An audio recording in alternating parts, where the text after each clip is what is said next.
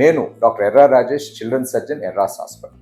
తల్లిదండ్రులు వాళ్ళ బాబుకి బీర్జాలు ఇంకా కిందకి జారలేదని వస్తుంటారు.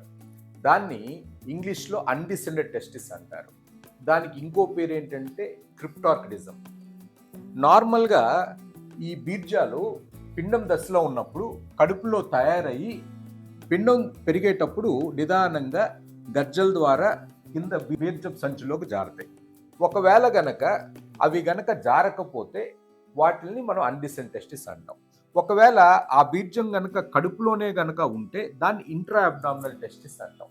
అలా కాకుండా కొద్దిగా జారి మధ్యలో గనక గజ్జల్లో గనక ఉంటే దాన్ని పాల్పబుల్ ఇంగ్వైనల్ టెస్టిస్ అంటాం.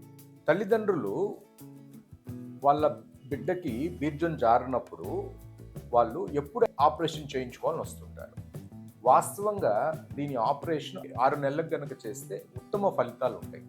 ఒకవేళ డిలే చేసి వాళ్ళు ఫ్యూచర్లో జారుతుందని గనక వెయిట్ చేస్తే చాలా అనర్థాలు.